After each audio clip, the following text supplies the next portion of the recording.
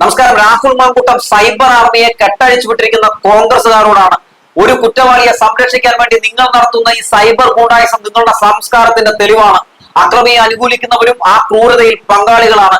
തെറ്റുകാരെ വെള്ളപൂശാൻ നിങ്ങൾ നടത്തുന്ന ഈ ശ്രമം ഇരയാക്കപ്പെട്ടവരോടുള്ള നീതികേടാണ്.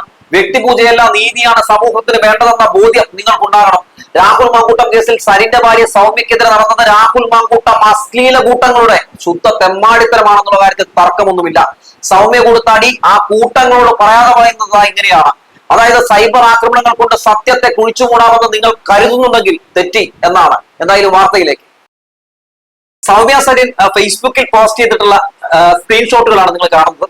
രണ്ടിലും ഒരേ രീതിയിലുള്ള ക്യാപ്ഷൻസ് ഒക്കെയാണ് കൊടുത്തിട്ടുള്ളത്. കാരണം ഈ രാഹുൽ മാങ്കൂട്ടം ആർമിക്ക് വേണ്ടി പണിയെടുക്കുന്ന PR സംഘം, അപ്പൊ അവരിങ്ങനെ അയച്ചു കൊടുക്കും. അപ്പൊ കോപ്പി പേസ്റ്റ് ചെയ്ത് ഇട്ടാൽ മതിയായിരിക്കും, അതായിരിക്കാം. അപ്പൊ ഓർമ്മത്തിൽ ഇങ്ങനെയാണ് കൊടുക്കുന്നത്. അതിജീവിത ദുബായിലുള്ള സൗമ്യയാണ് എന്ന് ഒരു കരക്കമ്പി വരുന്നുണ്ട്. എന്തായാലും സൗമ്യ രാഹുലിനെ നല്ലത് കെയർ ചെയ്തു, അതിന്റെ ദേഷ്യം സരിന് ഉണ്ട് എന്നാണ്. മൊത്തം അക്ഷരപ്രശകാണ്. ഏതോ ഒരു പാണ്ഡിയെ ആണ് മിക്കവാറും ഏൽപ്പിച്ചിട്ടുണ്ടാവുക, അല്ലെങ്കിൽ ഏതെങ്കിലും വായന ആയിരിക്കും ഏൽപ്പിച്ചിട്ടുണ്ടാവുക. കാരണം കനകോലുമാണല്ലോ ഇപ്പോൾ ഇവിടെ എല്ലാ കോലും തിരിക്കുന്നത്. അതുകൊണ്ടായിരിക്കാം ഇങ്ങനെ അക്ഷരപ്രശകുകൾ എന്നോട്ടെ. അപ്പോ ഇങ്ങനെയാണ് അതിന് മറുപടിയായി സൗമ്യ അവരുടെ കരണം നോക്കി കൊടുക്കുന്ന ഒരു അടി. അതിജീവിത എന്ന വാക്കിനോട് ഈ അധമർക്ക് പുച്ഛമായിരിക്കും, പക്ഷെ എനിക്കില്ല. അവർ അതിജീവിതകൾ എന്നതിലുപരി അപരാജിതകൾ ആണ്. നേരിട്ട അപമാനത്തിനോട് സന്ധി ചെയ്യാത്തവർ. അതുകൊണ്ട് തന്നെ ഇവർ പടച്ചുണ്ടാക്കിയ ഈ പോസ്റ്റുകൾ ഒരു അധിക്ഷേപമായി ഞാൻ കണക്കാക്കുന്നതുമില്ല. ഇതൊരു കണ്ണാടിയാണ്. ഇവർക്ക് നേരെ തന്നെ പിടിച്ചിരിക്കുന്ന ഒരു കണ്ണാടി. എല്ലാവരും കാണുക ഇവർ എന്താണെന്ന്, ഇവരുടെ വൃത്തികെട്ട മുഖവും ചിന്തകളും എന്താണെന്ന്. ഒരു മാങ്കൂട്ടം മാത്രമേ അഴിക്കുള്ളിൽ ആയിട്ടുള്ളൂ. അവരെക്കാൾ വിഷമുള്ള പലതും ഇപ്പോഴും പുറത്തുണ്ട്. ജാഗ്രതയോട് കൂടിയിരിക്കുക. പിന്നെ നിങ്ങളുടെ എതിർചേരിയിലുള്ളവരുടെ ജീവിത പങ്കാളികളായ സ്ത്രീകളെ വെച്ച് ഇത്തരം ഇക്കിളി പോസ്റ്റുകൾ പടച്ചുണ്ടാക്കിയാൽ പിന്തിരിഞ്ഞോടും എന്ന് കരുതിയോ വെട്ടിക്കിളി കൂട്ടങ്ങളെ? ഇത് സൗമ്യയും സരിനുമല്ല, രണ്ടും കൂടി ചേർന്ന സൗമ്യ സരിനാണ്. ഓർമ്മിച്ചാൽ നിങ്ങൾക്ക് കൊള്ളാം മാസു മറുപടി എന്തായാലും സൗമ്യ സരിൻ കൊടുത്തിട്ടുണ്ട്. സത്യത്തിൽ ആലോചിച്ചു കൊടുക്കണേ. അതായത് പ്രതികരിക്കുന്ന ആളുകൾക്കെതിരെ, അവരുടെ ഭാര്യമാർക്കെതിരെ, വീട്ടിലുള്ള സ്ത്രീകൾക്കെതിരെയൊക്കെ അസഭ്യവർഷം ചൊരിയുന്ന അശ്ലീല പോസ്റ്റ് ഇടുന്ന ഒരു വലിയ തെമ്മാടി കൂട്ടങ്ങളെ നമ്മൾ കാണുകയാണ്. എവിടെയാണ് കാണുന്നത്? കോൺഗ്രസിലും യൂത്ത് കോൺഗ്രസിലും കാണുകയാണ്. സതീശൻ അടക്കമുള്ള സംഘങ്ങൾ കയറഴിച്ചു വിട്ടിരിക്കുകയാണ്. ഒരു ഘട്ടത്തിൽ പോലും അത് ചെയ്യരുത് മോനെ, അത് തെറ്റാണ് എന്ന് എവിടെയെങ്കിലും പറയുന്നുണ്ടോ? VD സതീശനും സംഘവും ചെന്ന് ആക്രമിക്ക് എന്ന് പറയുകയാണ്. ഇയാളുടെയൊക്കെ നല്ലവനായ കുഞ്ഞാടല്ലേ ഈ പറയുന്ന രാഹുൽ മാങ്കൂട്ടത്തിൽ? എങ്ങനെ പറയാനാണല്ലേ സൗമ്യയെ പോലുള്ള ആളുകളെയൊക്കെ ഇത്തരത്തിൽ സൈബർ ആക്രമണം നടത്തുമ്പോൾ അവനെ അത് ചെയ്യരുത് എന്നെങ്ങനെ പറയാനാണ്? 3.5 വർഷം മുമ്പ് VD സതീശൻ എന്ന് പറയുന്ന ഇപ്പോഴത്തെ കേരളത്തിലെ പ്രതിപക്ഷ നേതാവിന്റെ കയ്യിൽ റിനിയാൻ ജോർജ് എന്ന് പറയുന്ന പെൺകുട്ടി ഈ തമ്മാടിക്കെതിരെ ഒരു കംപ്ലൈന്റ് കൊടുത്തിട്ട് എന്തുണ്ടായി? ഏതെങ്കിലും രീതിയിലുള്ള നടപടി സ്വീകരിച്ചോ?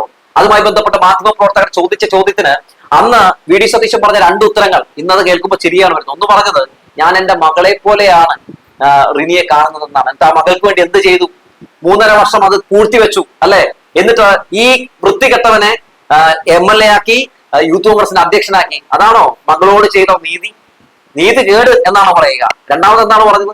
ഒരു ഘട്ടത്തിൽ മാധ്യമങ്ങൾ ഇത് വലിയ വാർത്തയാക്കിയപ്പോൾ ഉയർന്നു വന്ന ആരോപണം ഒരു ഘട്ടത്തിൽ നിഷേധിക്കാൻ കഴിയാത്തൊരു അവസരം രാഹുൽ മാങ്കൂട്ടത്തിന് വന്നപ്പോൾ, രാഹുൽ മാങ്കൂട്ടം പെട്ടപ്പോൾ ഒരു പേരിന് ഈ കോൺഗ്രസിൽ നിന്ന് സസ്പെൻഡ് ചെയ്തു. അന്ന് എന്താണ് VD സതീശൻ പറഞ്ഞത്? ഹൃദയവേദനയോടെയാണ് ഞാൻ ഈ രാഹുൽ മാങ്കൂട്ടത്തിലെ പുറത്താക്കുന്നത് എന്നല്ലേ പറഞ്ഞത്?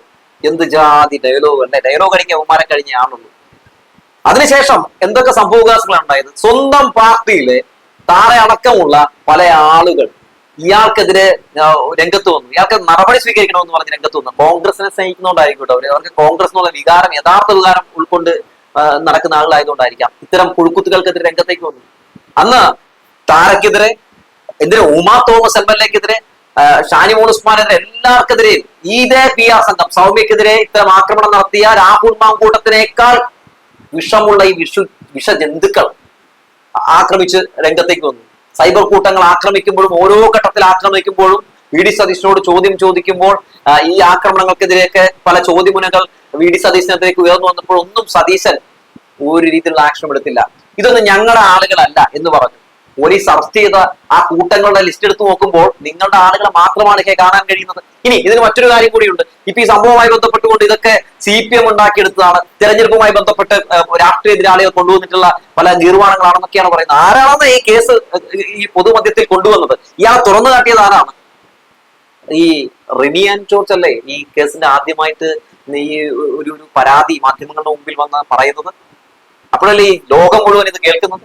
ഇന്നത് ലോകം മുഴുവൻ കേൾക്കുമ്പോൾ ആരൊക്കെയാണ് ഇയാളെ പ്രൊട്ടക്ട് ചെയ്ത ഏതൊക്കെ ടീമുകളാണ് ഇപ്പൊ പെട്ടിട്ടുള്ളത്? ഞാൻ പറയേണ്ട കാര്യമുണ്ടോ? എന്തേ ഷാഫി പറമ്പിലൊന്നും വിട്ടുന്നില്ല? എന്തേ ഇയാളെ തോളത്തെടുത്ത് വെച്ച് നടന്ന തൃത്താല വീട്ടിൽ കൊള്ളാമൊന്നും മിണ്ടുന്നില്ല? എന്തേ ഇപ്പൊ ആരും ഒന്നും മിണ്ടാത്ത? ഇനി ആരും മിണ്ടില്ല. ഇനി നമ്മൾ അങ്ങോട്ടേക്ക് കാണാൻ പോകുന്ന പൂരമാണ് ഇവന്മാരുടെ നാടകപൂരം. എന്നിട്ട് 100 സീറ്റും 150 സീറ്റും ഒക്കെ പിടിക്കാൻ വേണ്ടി നടക്കണം. നാളമാകുന്നില്ല എന്ന് ചോദിച്ചു പോവുകയാണ്. അതായത് നിങ്ങൾ കേരളം ഭരിക്കുന്ന ഒരു അവസ്ഥ ഉണ്ടായാൽ ഇവിടെ എന്താകും അവസ്ഥ? ഈ ഒരൊറ്റ സംഭവം കാണിച്ചു തരുന്നുണ്ടല്ലോ. ഒരു പെൺകുട്ടിക്ക് ഒരു ദുരനുഭവം ഉണ്ടായിട്ടുണ്ടെങ്കിൽ അത് തുറന്നു പറഞ്ഞാൽ നീ എന്തിനാ തുറന്നു പറഞ്ഞേ എന്ന് ചോദിക്കുന്ന ഒരു പ്രതിപക്ഷമല്ലേ ഇന്ന് ഇവിടെ ഉള്ളത്? അതായത് ഒരു പെൺകുട്ടി ബലാത്സംഗം ചെയ്യപ്പെട്ടാൽ, ഒരു പെൺകുട്ടി പീഡിപ്പിക്കപ്പെട്ടാൽ വേട്ടക്കാരന്റെ ഒരു അക്ഷരം മിണ്ടരുതത്ര. അവൾക്ക് ഉണ്ടായ ഒരവസ്ഥയെ കുറിച്ച് ഓർത്ത് ഇതൊക്കെ എന്റെ വിധി എന്നൊക്കെ ഓർത്ത് അകത്ത് തന്നെ ഇരിക്കണമായിരിക്കും അല്ലെ? അല്ലെങ്കിൽ ചില അറിയാമല്ലോ, നടിയാക്രമിക്കപ്പെട്ട കേസുമായി ബന്ധപ്പെട്ടിട്ട് പ്രതിസ്ഥാനത്തുണ്ടായിരുന്ന നടനൊപ്പൊക്കെ ഇരുന്ന് നിങ്ങളുടെ ഏതെങ്കിലും നേതാക്കൾ ഫോട്ടോ എടുത്ത് സെൽഫി എടുത്ത് പോസ്റ്റുമായിരുന്നോ? ദിലീപിനൊപ്പം ഒക്കെ അന്ന് ഇതിന്റെ വിധി വരുന്നതിന് മുമ്പ് നിങ്ങളുടെ വനിതാ നേതാക്കൾ ആലുവയിലൊക്കെ നടന്ന പല പരിപാടികളിലും ഒക്കെ ഫോട്ടോ എടുത്ത് ഉളുപ്പില്ലാതെ പോസ്റ്റ് ചെയ്ത കഥയൊക്കെ എല്ലാവർക്കും അറിയാവുന്ന ഒരു കാര്യമുണ്ട്. അതുപോലെ എത്ര സംഭവങ്ങൾ ഈ കേസിന്റെ നടിയാക്രമിക്കപ്പെട്ട കേസുമായി ബന്ധപ്പെട്ട് അതിന്റെ വിധി വന്നപ്പോ ദിലീപിന് നീതി കിട്ടിയെന്ന് പറഞ്ഞ നേതാവിന്റെ പേരെന്താ? അടൂർ പ്രകാശ്. അയാളാരാ? UDF കൺവീനർ അല്ലേ? മാത്രവുമല്ല, ഈ കേസുമായി ബന്ധപ്പെട്ട് അതിജീവിതയ്ക്ക് നീതി ലഭ്യമാക്കി കൊടുക്കുന്നതിന് വേണ്ടി സർക്കാർ അപ്പീലിന് പോയപ്പോ ഇയാൾ എന്താ പറഞ്ഞു? വേറെ പണിയൊന്നും ഇല്ലാത്തതുകൊണ്ടാണ് പോകുന്നതെന്ന് പറഞ്ഞ ആളാരാ? അതും അടൂർ പ്രകാശ്. അടൂർ പ്രകാശ് എന്ന് പറയുന്ന ഈ പുള്ളി UDF കൺവീനർ ആണെന്ന് പറയാൻ തന്നെ നിങ്ങൾക്ക് നാണം തോന്നുന്നില്ലേ? മാത്രമല്ല, രാഹുൽ മാങ്കൂട്ടത്തിന്റെ കേസുമായി ബന്ധപ്പെട്ടുകൊണ്ട് ഗത്യന്തരമില്ലാതായപ്പോൾ ഒരു അതിജീവിത മുഖ്യമന്ത്രി പിണറായി വിജയന്റെ മുമ്പിൽ ചെന്ന് നടന്നതെല്ലാം വിശദീകരിച്ചപ്പോ എന്താണ് ഈ വൃത്തികെട്ടവൻ പറഞ്ഞത്? പുള്ളി പറയുകയാണ്, പുതിയ ക്യാപ്സ്യൂൾ ഉണ്ടാക്കാൻ വേണ്ടി പോയതാണ് എന്ന് പറഞ്ഞ് അതിജീവിതകളെ നിരവധി തവണ നിരന്തരം ആക്ഷേപിച്ചുകൊണ്ടിരിക്കുന്ന ഒരു UDF ഒരു കോൺഗ്രസിനെയാണ് നമ്മൾ കണ്ടുകൊണ്ടിരിക്കുന്നത്. അവർ അധികാരത്തിൽ വന്ന് എന്താകും അവസ്ഥ? നമ്മുടെ അമ്മമാരുടെയും പെൺകുട്ടികളുടെയും ഒക്കെ സുരക്ഷയുടെ കാര്യത്തിൽ പറയേണ്ട കാര്യമുണ്ടോ?